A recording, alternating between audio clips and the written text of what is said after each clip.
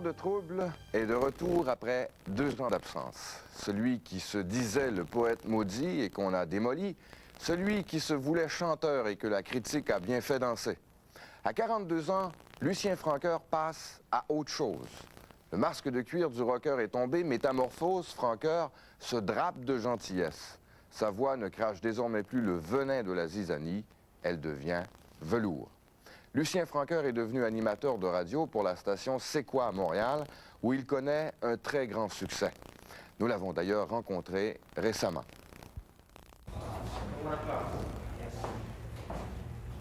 Cherche le trouble, t'es venu à la bonne place. Je capoté ben raide. Je l'aime parce qu'elle aide. C'est une vraie blotte, c'est avec elle que je prends ma bosse. Qui n'a jamais entendu parler de Lucien Francoeur, cet éternel rocker, à la fois poète maudit et chanteur rebelle? Francoeur est devenu aujourd'hui un populaire animateur de radio FM. Dimanche, encore des nuages, on s'en fout. C'est quoi? Joue la musique du soleil, il fait présentement 200 degrés à Montréal. Vous êtes avec Francoeur jusqu'à 18h. Qu'on l'aime ou qu'on ne l'aime pas, une chose est certaine, Francoeur, le personnage aux 1000 folies, ne laisse personne indifférent. Oui, moi, je suis devenu comme le cauchemar de Nathalie Petrovski. Quelque part, c'est une forme, c'est ça, de terrorisme, terroriser la paroisse, terroriser l'idée provincialiste, faire... Charlebois disait, à soir, on fait peur au monde. Moi, c'est pas à soir, c'est pendant ce siècle-là. Je chante pour les tapettes, les voleurs de corvettes. Pour ceux qui mangent le crotte de nez, ceux qui sont pas capables de bander. Si jamais alors, c'est moi le bonhomme Satan! Et que ça soit le devoir ou voir, moi, je suis leur cauchemar total et je me plais à être ça parce que j'ai toujours souffert d'une certaine façon de l'occultation, puis des gens qui disent « Ouais, ça c'est pas correct, ça c'est pas correct », puis lui, il a un blouson noir, puis lui, il fait de la moto, tout ça. Tous les stéréotypes que la société conteste à partir de son conservatisme, moi, je suis contre. La tête qui gèle, la crâne qui craque. C'est moi le freak de Montréal. Je me définis comme un samouraï zen, le guerrier de la culture et en même temps le zen qui reçoit l'illumination terminale. Donc, yin-yang, les deux côtés les deux dimensions importantes. C'est un peu ça, Francoeur. Un terroriste de tendresse aussi, quand même. Puis je voulais te dire, Lucien, t'es mon préféré à C'est quoi, puis lâche pas, ton show, il est super. T'es au bout, Stéphanie, fait qu'on va continuer à faire des bons shows. OK. Bye-bye, ma chouette. Merci, bye. Et moi, je pose problème. Mes poèmes sont jamais des vrais poèmes. C'est jamais considéré comme de la poésie. Je suis jamais considéré comme un vrai poète. Par l'ensemble, par mes pairs, par ceux qui jugent, les critiques. Je suis jamais considéré comme un chanteur valable. C'était dans la semaine des 3 jeudis. On a sniffé du patchouli. À l'avant de Mustang Sky Lolo, puis elle avait pas de bouton dans le dos. On était voir Pink Floyd. On a mangé des hot dogs. On s'est rendu au 7e ciel, le bon Dieu, ça te parle à la belle. C'est jamais des bonnes chansons. Pourtant, j'ai fait Café Rimbaud, qui a été acclamé comme un super texte. J'ai fait Burger King, je suis une horreur de la province de Québec. J'ai annoncé des hamburgers. C'est un peu comme ça tout le temps. Pourquoi? Je ne sais pas pourquoi. C'est peut-être l'attitude que j'ai eue. C'est peut-être que je dévie trop, je transgresse trop. C'est peut-être parce que je suis multidisciplinaire, il n'y a pas de catégorie. Chose certaine, c'est que la radio, elle est concluante. C'est que vu qu'il n'y a plus d'intermédiaires, bien, pour une fois, même si la critique peut, il y en a qui ont osé un peu comme voir, ont trouvé que c'est pas bon ce que je fais, etc. Il y a quand même un consensus populaire que la radio, Francoeur, ça marche. Donc, pour une fois dans ma vie, je suis sur un plateau de certitude.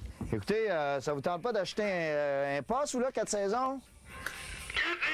Oui, C'est parce que ça, c'est parce que ça fait un crise de bel aquarium.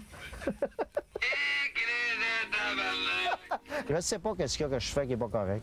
Je dois être un très mauvais poète, effectivement, un poète mineur et un chanteur mineur. Peut-être que je suis d'accord. Effectivement, si ça me donne 1 million d'auditeurs, j'aime mieux d'un poète mineur. Alors, le basic que j'aime beaucoup, c'est le Low Boy. Ça, c'est le basic que Duke a créé. Et le Low Boy est un très beau basic. c'est un beau bicycle, le Lowboy, et que j'aime beaucoup. Tu vois, sur un Lowboy, c'est parce qu'on voit les belles choses de la nature. J'ai 42 ans. J'ai toujours vécu ma vie avec la mentalité d'un gars de 16 ans, disponible tous les jours pour vivre toutes les expériences. Comme disait Jim Morrison, je veux tout essayer au moins une fois. Je dilapide mon cash, mais j'achète des chars, j'achète des bottes de cowboy, je fais des voyages, tout ça. Mais tout d'un coup, à 40 ans, bien, il faut dire que j'ai eu une petite fille qui s'appelle Virginie. C'est assez différent de ce qu'on est habitué d'entendre. Je veux dire, je parle plus,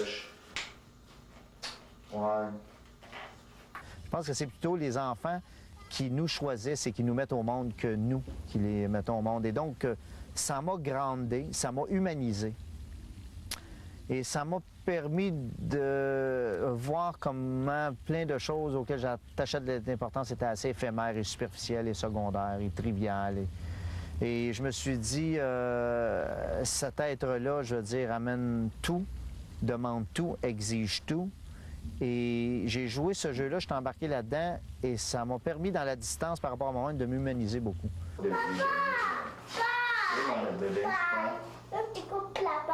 tu terrorises, papa, il est au téléphone. Les gens m'ont trouvé beaucoup plus sympathique, même mes propres amis me disaient que j'avais changé, que depuis que ma petite fille était là, Virginie, j'étais moins arrogant. Il y a quelque chose qui s'était passé et ça a marché. Je pense que ma plus belle shot artistique, ça a été Virginie. Notre génération, on a été marqué par d'autres choses. C'est ça, fait que... La société pense de même, on ne peut pas la changer. L'enfant, la maison, puis la job, steady. Moi, j'avais pas un job steady, j'avais pas la maison, j'avais pas l'enfant. Imagine-toi le problème, toi. Et Virginie m'a réconcilié avec la communauté des hommes. Et ça, c'est merveilleux. Si Francoeur s'est adouci, c'est surtout pour subvenir aux besoins de sa famille. Malgré tout, Francoeur demeure quand même un rebelle dans l'âme. Moi, je travaille pas sur mon fonds de pension. Je travaille sur mon top d'extension. Et à partir, tant que tu n'investis pas dans le fonds de pension, il y a un espoir pour toi quelque part. Oh, wow, man, je suis blasté. Oh, wow. Pierre, enchaîne après ça. J'en peux plus, man. Je suis étourdi, ben raide. Je suis fait à l'os. Non! Ah, c'est bon, c'est bon. On va essayer ça? Regarde. Les gars! Essayez. Essaye. Essaye. À travers toutes mes folies, toutes mes niaiseries, c'est resté quand même disponible pour la vie. Et éviter la capitulation à tout prix, le festival de la tondeuse à gazon. C'est moi le freak de Montréal. J'ai mis des ailes dans mes bretelles, un stéréo dans mon cerveau. Le volet mon bout. Donne ça à la claque, Jean. Ah ouais, t'es capable.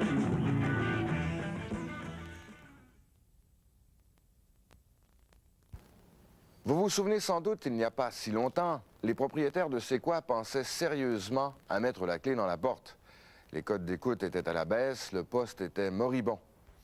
Mais depuis, C'est quoi a remonté la pente et plusieurs attribuent ce nouveau succès à Lucien Francoeur. Crise économique, inflation galopante, TPS, récession, voilà autant de sujets de préoccupation qui font dresser les cheveux des économistes et blanchir les nôtres. Et pendant ce temps, François Yvon, lui, rigole. Il faut dire que François est un grand philosophe, un philosophe de fond de poubelle en quelque sorte. Il ne se contente pas de nous faire la morale sur notre société de consommation, il prêche l'exemple en recyclant nos déchets en véritables œuvres d'art. La crise économique touche tous les Québécois sans exception. Les temps sont durs, sauf pour ceux qui prennent la vie du bon côté, comme François Yvon, poète, philosophe et sculpteur de rebut. Cet homme en tuxedo, aux allures de millionnaire excentrique, n'a jamais plus qu'1 dollar en poche. Sans travail, il arrive à boucler son budget. Sa recette, la philosophie des 3 R. C'est pas compliqué. Tu comprends? Les 3 R, ça, c'est les affaires les plus importantes. Récupérer, réparer, recycler. Tu comprends? Ça, tout le monde faut qu'il pense à ça. Tout le monde faut qu'on arrive à ça.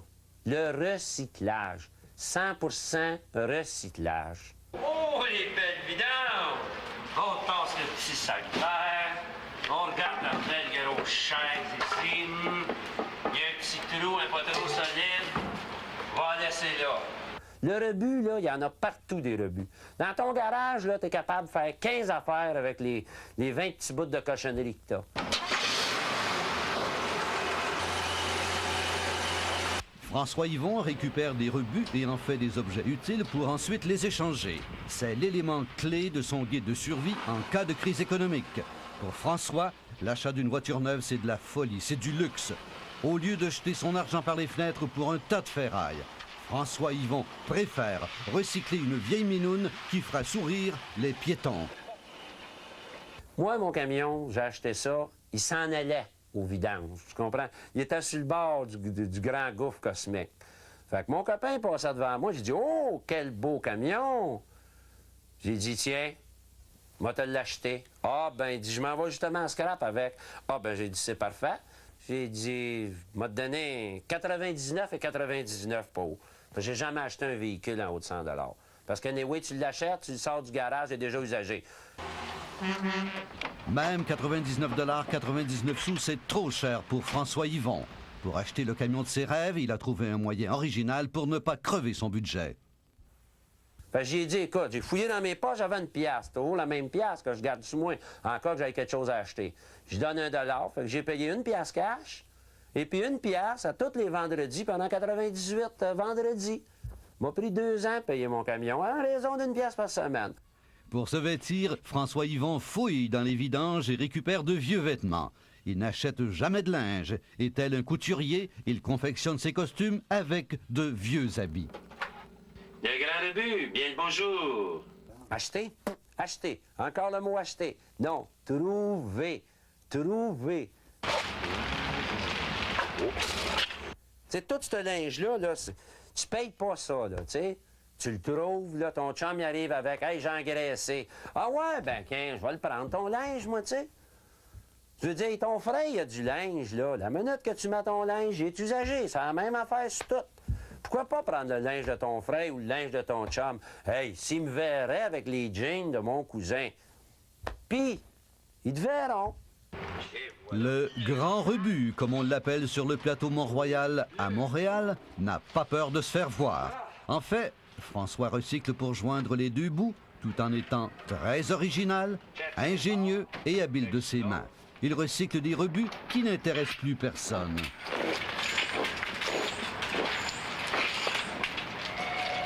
J'avais besoin d'un vélo. Je suis rentré à Plattsburgh, dans le dépotoir municipal avec 2 Westcott. Je suis sorti de là avec un Bessic. Après ça, j'ai dit, moi le peinturer. Je l'ai peinturé jaune, j'ai mis le petit drapeau. Mais là, j'ai fait un Bessic, premièrement, que personne ne peut voler. Quand tu vois le steering, ils se disent, on peut pas voler ça, ce Bessic-là. Ils savent pas le conduire. Bricoleur, François recycle de vieux meubles dans le but de se payer un bon dîner. Pauvre comme Job, mais heureux comme le pape, François Yvon n'épargne pas d'argent pour ses vieux jours. Belle chaise pour vous ici. Ah oui? Avec un beau petit fond, sympathique. Moi, avoir de l'argent de côté, il n'y a rien que j'aimerais mieux que ça. Mais pour pouvoir l'accumuler, ben ça t'en prend déjà plus qu'un $, tu sais. Moi, quand $1, il rentre dans mon portefeuille, là, il s'assit, puis il sort les cartes, et puis il jase avec ses chums. Il est là pour un bout de temps, tu sais. Je dépense pas, j'en ai pas à dépenser. Dans ses temps libres, François Yvon est sculpteur de rebuts.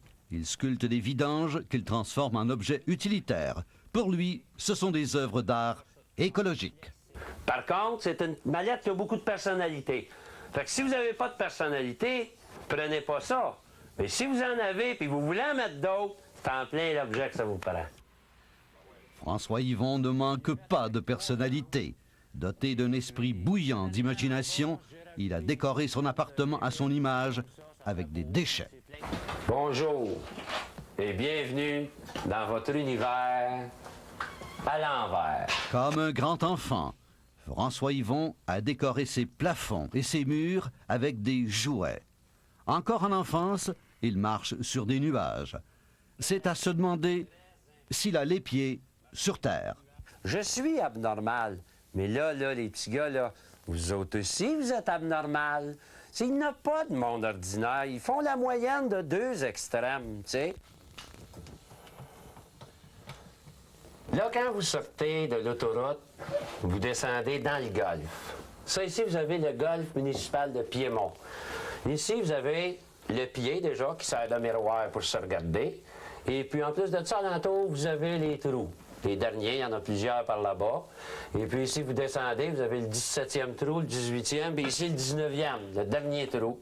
Ici, vous avez un beau petit bateau à voile. Et si vous regardez comme il faut, vous avez des reflets. On jurerait qu'on est sur l'eau. Parce que ça, c'est toutes des petites maquettes qu'on m'a données. C'est tout du rebut. Moi, ma limite, c'est pas compliqué. Je fais tout ce que c'est que je peux. Puis après ça, là, je m'en fais plus. Je veux plus m'en faire. That's it, moi. Le problème, il est dans ta tête. Il n'est pas dans la mienne. Moi, ma tête, elle va très bien.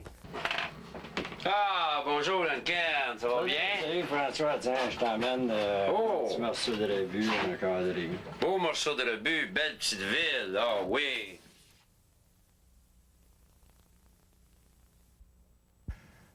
François se pense peut-être bien intelligent, mais toute sa philosophie repose essentiellement sur deux faits. C'est bien beau de nous faire la morale sur la surconsommation, mais pour qu'il puisse ainsi recycler les objets, il faut que des personnes aient au préalable acheté ces fameux objets. Deuxièmement, François peut bien philosopher sur l'économie, grand bien lui en fasse, mais ça prend tout de même des gens qui travaillent pour payer son chèque de bien-être social.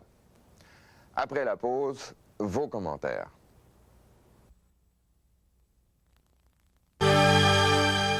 Quelquefois, c'est à se demander si l'homme n'est pas un peu suicidaire. Prenons l'exemple des MTS et du sida. On a beau crier haut et fort à l'épidémie, on a beau faire des campagnes de sensibilisation auprès des gens pour leur dire de se protéger en utilisant le condom, rien n'y fait. Pire encore, les personnes les plus actives sexuellement sont celles qui se protègent le moins. Fini la morale donc, ce soir nous allons vous prouver que le condom est non seulement indispensable, il peut aussi devenir un objet de désir.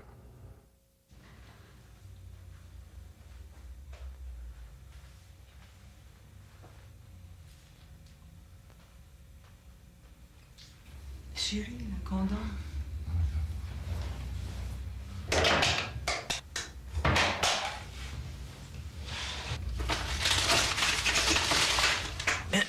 C'est à moi? Je suis en onde? C'est mon tour? Le condom, cet objet obscur du désir, a longtemps été soumis au tabou. Signe des temps, le condom est devenu aujourd'hui un objet d'actualité, pour ne pas dire un accessoire indispensable de sécurité. Décrié par les uns, élevé au rang de star par les autres, le condom ne laisse personne indifférent. Par contre, si tout le monde en parle, seulement 20% des gens l'utilisent. Le condom, c'est un petit peu irritant. Je l'ai jamais essayé, mais bien. Vous avez jamais essayé un condom? Je me suis marié, puis j'ai fait la cave, je me suis marié. J'ai toujours eu la main.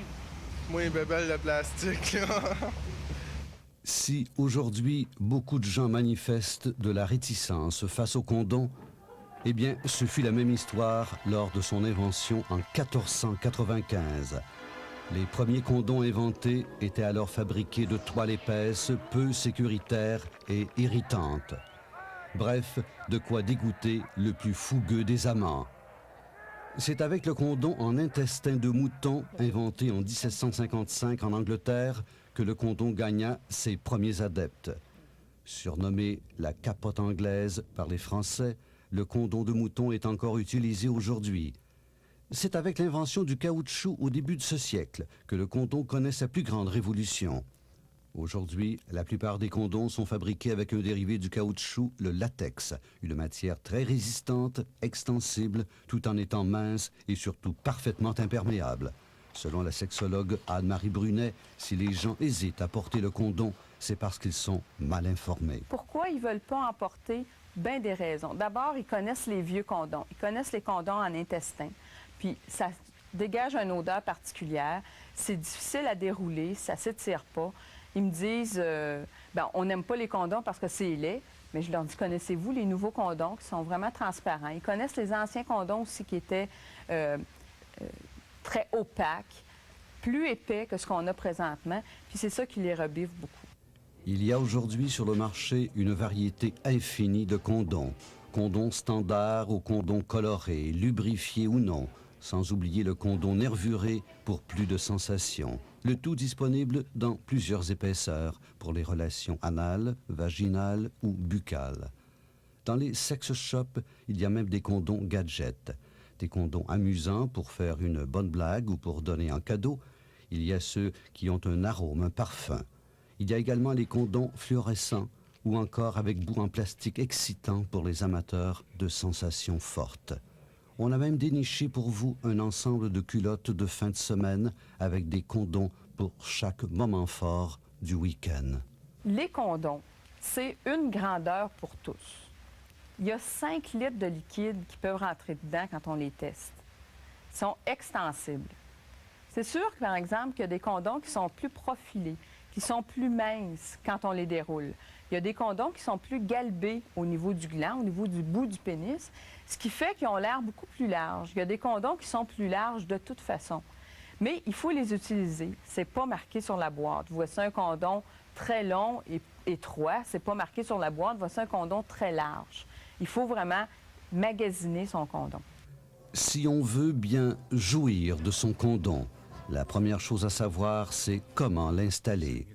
Cela peut paraître banal a priori, mais la plupart des accidents ou ruptures de condom au cours d'une relation sexuelle sont liés soit à une mauvaise manipulation lors de la pose ou encore lors de son utilisation. Hey chérie, je pense que le condom est brisé.